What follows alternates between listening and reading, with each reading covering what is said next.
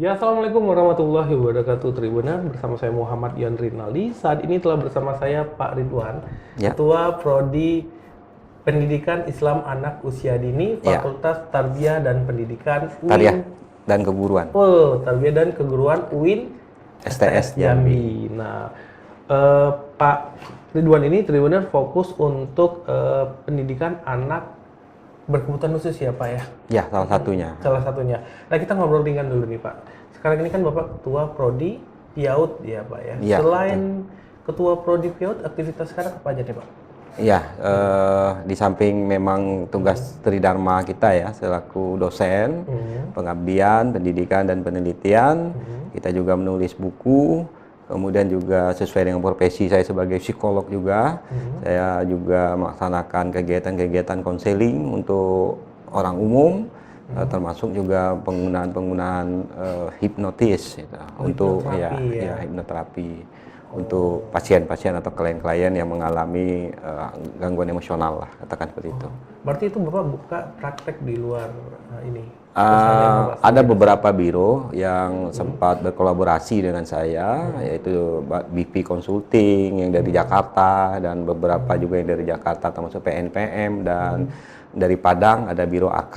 Nah, itu saya yang bekerja sama di sana. Kalau untuk buka praktek secara mandiri, karena kita kerja dari pagi sampai sore di kampus, sehingga akhirnya tidak memungkinkan. Paling melalui janji-janji saja, misalnya hari Sabtu atau hari Minggu untuk konsul membahas tentang permasalahan yang mereka dapati gitu ya, klien-klien yang dapati gitu.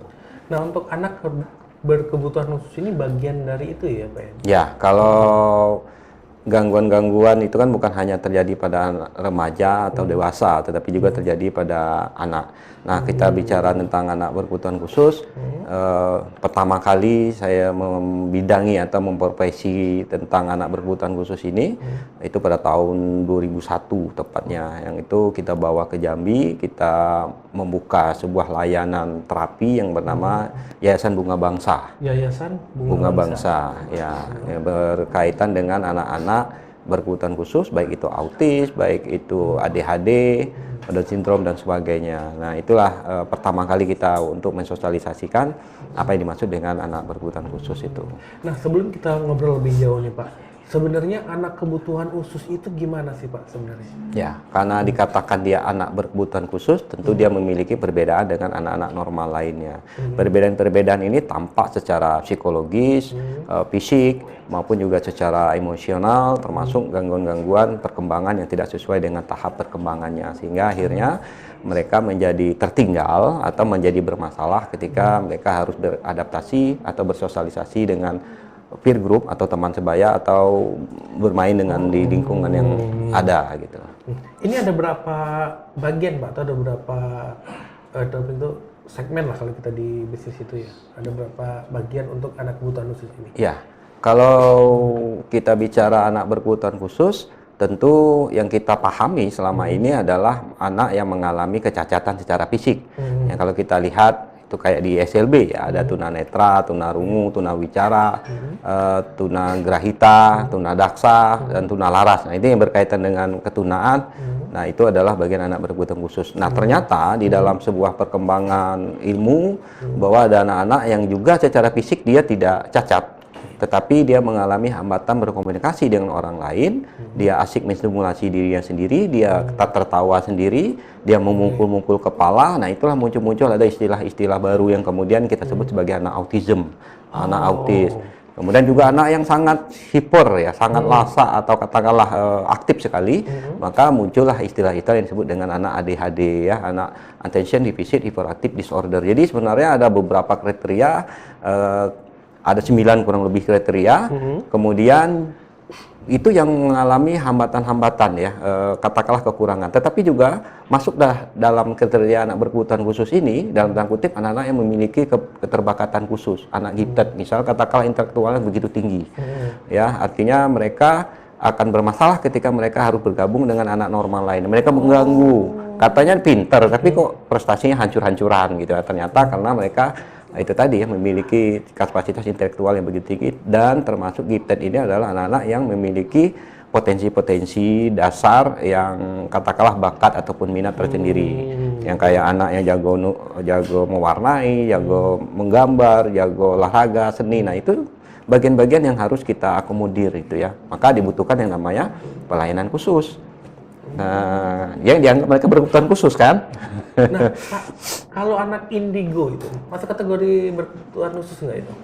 Anak indigo tidak disebutkan di dalam kata teori ya, maupun juga dalam undang-undang, karena itu anak indigo itu anak-anak yang dalam tanda kutip ya, tanda kutip dia memiliki keistimewaan dalam hal bagaimana membaca situasi. Kadang-kadang hal-hal yang belum diketahui sebelumnya, tapi dia sudah mengetahui. Nah, ini kan kadang-kadang anak-anak nih Pak, ada anak kecil itu orang tuanya bilang. Tapi ntar dulu Mas. Jadi intinya begini, kalau kita hanya mengkooptasi pada berkebutuhan khusus, semua orang akan berkebutuhan khusus.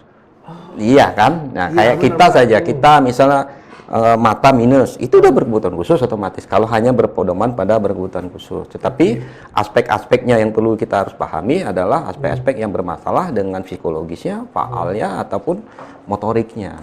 Nah, gitu. itu jadi pembatasan-pembatasannya. Nah, ini nih Pak, anak-anak itu kadang kan orang tuanya bilang, anak aku nih kayaknya diganggu jin lah, diganggu setan. Dia bicara sendiri gitu kan. Iya, Dia seperti main sendiri. betul. Nah, bisa jadi nggak sebenarnya mereka tuh tidak diganggu jin, tapi sebenarnya mereka punya anak yang dengan kebutuhan khusus itu, jadi Iya. mereka punya imajinasi sendiri gitu. Betul, betul.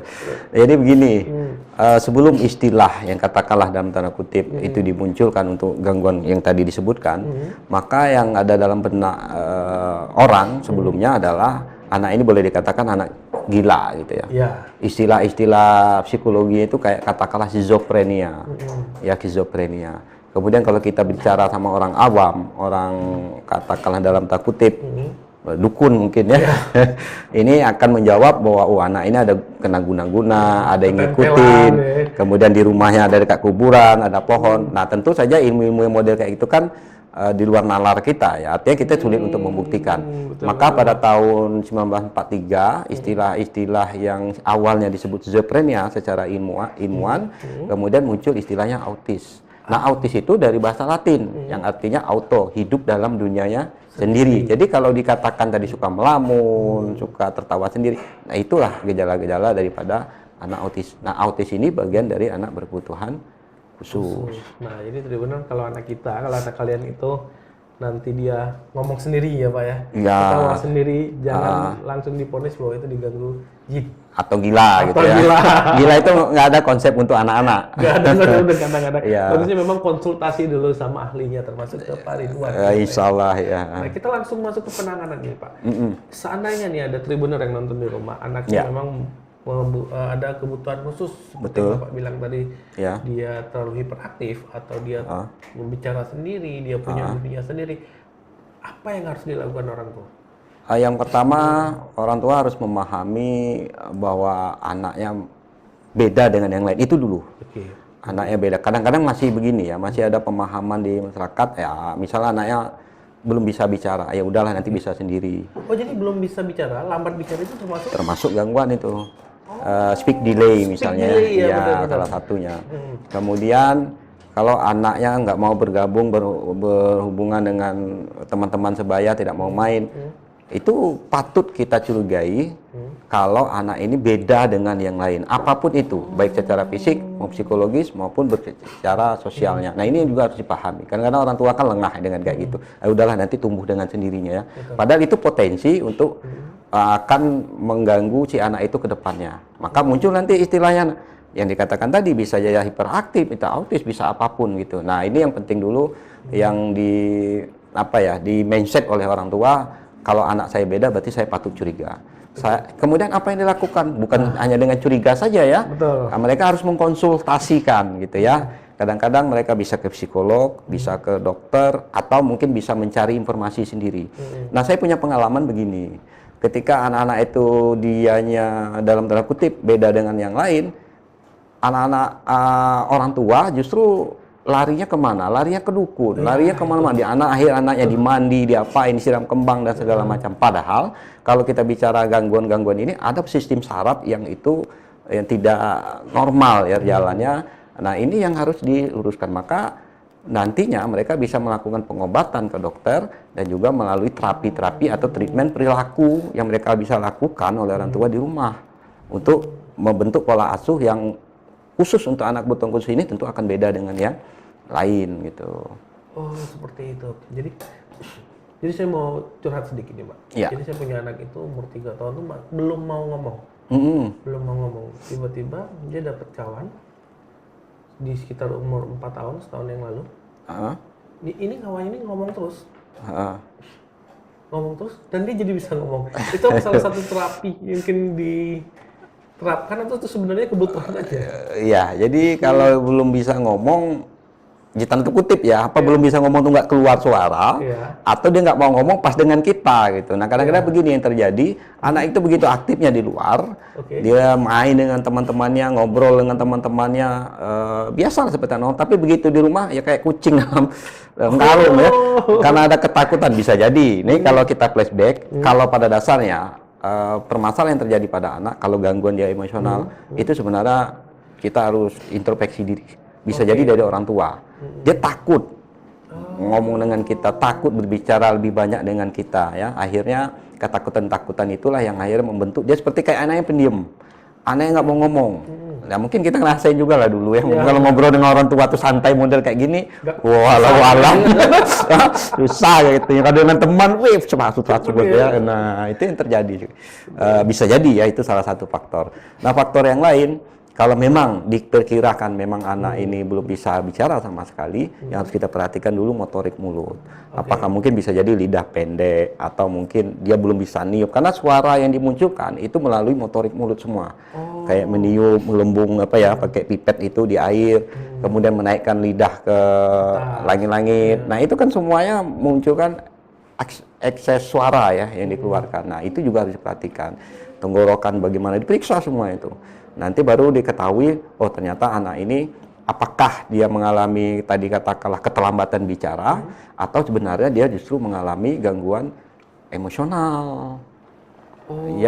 Emosional, konflik yang mungkin yang tidak pernah terselesaikan dan dia nggak berani ngomong apapun gitu. Kadang-kadang kan anak itu kenapa dia nggak mau banyak ngomong? Kalau ngomong kan salah terus. Kalau ngomong jujur apalagi ya, lebih baik nggak jujur ya. Tadi nggak masuk sekolah, tadi berkelahi. Padahal kan jujur tuh bagus ya supaya dia terbuka dan kita lebih enak kan, kita lebih tahu kondisi anak. Tapi kadang-kadang jujur yang jadi masalah, lebih baik bohong kan. Nah ini juga, maka kelihatan kok anak saya pendiam, anaknya saya ini, padahal belum tentu ya.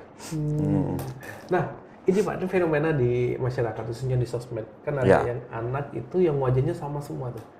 Iya kan, kadang-kadang jadi mewek. Itu masuk dalam kategori berkebutuhan khusus ya? Iya, kalau kita mau lihat anak-anak seperti itu, istilahnya dulu sering disebut mongoloid ya. Mongoloid itu dari istilah, ya katakanlah bangsa Mongol ya. Tapi tentu istilah ini menjadi, karena orang Mongol itu mirip-mirip ya.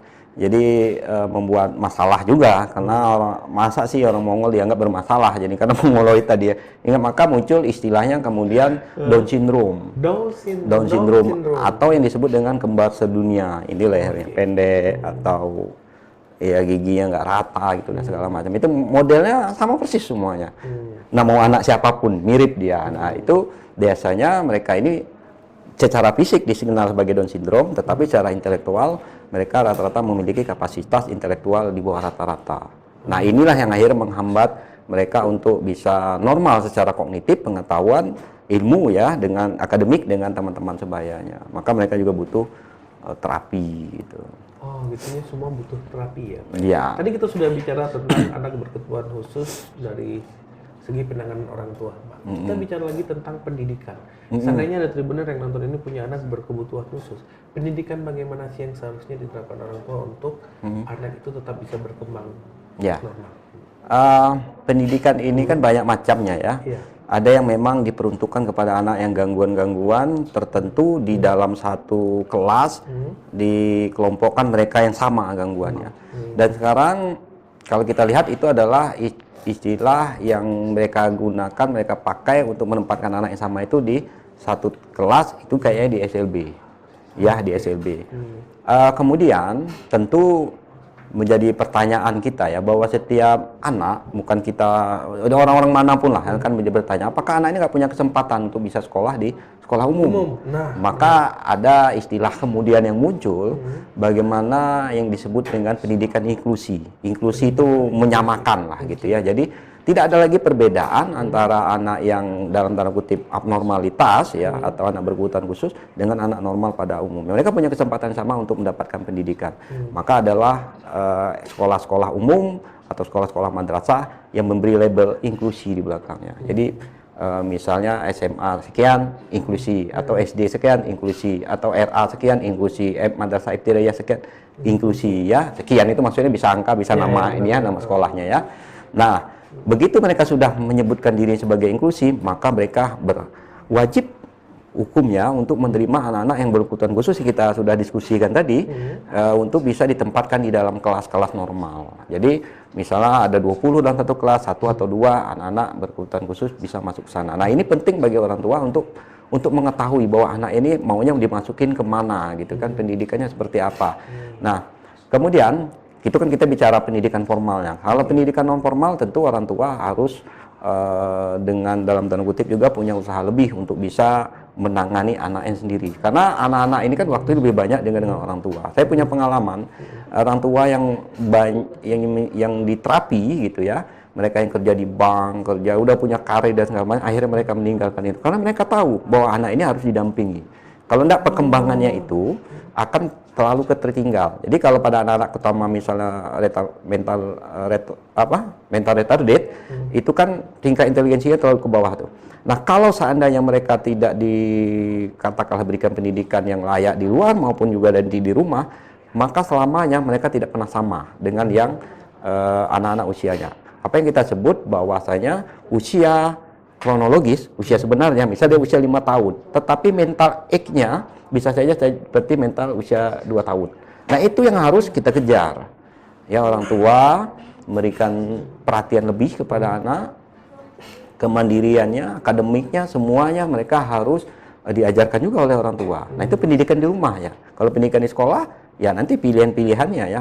Orang tua bisa katakanlah bisa ke SCB, bisa ke pendidikan inklusi tadi, dan orang tua bisa berkonsultasi atau katakanlah berkomunikasi ya dengan para guru, apa sih yang dilakukan di sekolah, apa sih yang dilakukan di pusat-pusat terapi misalnya, nanti mereka terapkan lagi, diulang lagi di rumah. Karena anak kayak ini nggak seperti anak normal, mendengar dia sudah tahu langsung besok, melihat dia sudah tahu, nggak perlu dikasih tahu. Tetapi kalau anak ini semuanya harus diberitahu, step by stepnya harus diberitahu. Nah, jadi mau tidak mau ya memang harus diberikan setiap waktu itu. Ada kemungkinan nggak Pak, anak berkebutuhan khusus ini bisa normal di kemudian hari? Dalam tanda kutip ya, dalam tanda kutip begini, ada yang memang sifatnya menetap, ada yang sifatnya tentatif. Ya, kalau mereka gangguan emosional, karena misalnya broken home keluarga, itu diselesaikan permasalahan keluarga ya, mereka bisa jadi normal. Tapi ada yang memang kayak yang menetap, kayak nggak bisa ngelihat, tuli apa dan segala macam, itu kan sesuatu yang sudah menetap, itu memang bisa jadi sampai seumur hidupnya. Ya, kalau misal kayak kalau misalnya kayak tuna segala ungu atau buta, itu kan mungkin kita tidak bisa memberi normal ya Pak. Tapi seperti kayak autis misalnya, speak delay atau bilang tadi, atau hiperaktif, itu kan lebih ke bukan ini ya Pak, lebih ke mental ya Pak ya. Nah, yang seperti itu gimana Pak? Apakah ada suatu saat memang dia akan normal seperti anak-anak lainnya? Dia bisa normal, tapi dalam tanda kutip begini, ketika kita sudah kena mah, kita akan bisa normal nantinya berikutnya. Tapi ada pencetus suatu saat kita bisa kembali ke jadi mah. Nah, anak-anak kayak ini, anak autis, dia akan tidak kelihatan ketika dia sudah diberi treatment, terapi, pemahamannya sudah tinggi, ya, sudah pengetahuannya sudah tinggi. Tetapi ada salah satu pemicu, katakanlah ya, banyak teori menyatakan misalnya faktor makanan. Faktor makanan itu bisa memicu anak menjadi lebih aktif, komunikasinya lebih kacau dan segala macamnya. Kemudian faktor-faktor lain, misal mereka dihadapkan dalam situasi frustasi. Ketika mereka frustasi, mereka jadi tantrum, ngamuk dan segala macam. Nah, jadi suatu saat mereka normal dalam tanda kutip, tapi bisa memunculkan perilaku yang ada ada pemicunya. Nah, Jadi kalau ada pemicu, misalnya ternyata dianggap sudah normal, Betul. ada pemicu dia Bisa kembali, bisa muncul gitu ya, bisa muncul lagi katakanlah perilaku tertentunya. berarti itu kira-kira bakal sampai dia dewasa, Pak? Betul, bisa sampai dewasa. Ya? Oke. Nah, misalnya kan banyak kekhawatiran orang tua ketika misalnya anaknya ada yang autis atau ada kebutuhan khusus ini. Ada rekomendasi nggak, Pak? Misalnya orang tuanya bisa mengarahkan anaknya nanti setelah dewasa pekerjaannya bagusnya di bagian ini atau bagian ini, karena kan ada kekhawatiran orang tua itu ketika mereka sudah tidak ada, anaknya bisa survive betul. Lalu jangan-jangan malah jadi kan. Nah, yang perlu kita pikirkan adalah ketika kita katakanlah menemukan anak yang dalam tanda kutip didiagnosa sebagai anak autis. Anak autis ini sendiri sebenarnya 20-an% itu ada yang berhasil. Kayak katakanlah ya, menurut kisah gitu ya, Albert Einstein itu juga autis. Ternyata kan juga berhasil juga. Hebat. Tetapi yang perlu kita pahami juga, kita sering lupa bahwa ada sekitar 70-80% itu tingkat intelijensinya di bawah rata-rata. Nah, ketika intelijensi terlalu jauh, nah itu yang harus kita waspadai. Artinya kemungkinan mereka untuk mendapat pekerjaan yang layak, kemungkinan mereka mendapat katakanlah tempat yang khusus, nanti bisa bekerja, menghasilkan dan segala satu bisa mandiri. Nah, itu yang harus kita perhatikan juga. Nah, kalau seandainya ya kalau tingkat intelijensinya terlalu jauh, misalnya 20-an ke bawah, atau kita katakan sebagai anak yang debil atau idiot ya. Nah, ini yang perlu kita persiapkan adalah minimal bantu diri. Kadang-kadang mereka banyak bermasalah ke kamar mandi nggak bisa. Makanya kita sering lihat ya, kadang-kadang ada tetangga, mungkin ada orang-orang di kampung gitu tiba-tiba dipasung dari kecilnya. Nah, untung sekarang udah jarang gitu. Itu sekali dong. Iya, tapi masih ada loh. Masih ada. Nah, sampai kadang-kadang dia kencing di tempat sendiri, di mana dia duduk, di mana dia tidur, dia kencing sendiri. Sampai usia dewasa. Nah, karena apa? Karena itu tidak dibantu bagaimana untuk dia bisa bina diri dulu. Nah, jadi kita lihat dulu kapasitas intelektual. Kalau kapasitas intelektual masih di bawah rata-rata, minimal dia tamat SMA, masih bisa lah sekolah, atau S1 dengan dorongan motivasi masih bisa dia menyelesaikannya. Nah, yang penting juga ketika kita ingin menyiapkan anak ini nanti bisa mandiri setelah kita tiada gitu, kita harus pahami apa yang menjadi kesukaan.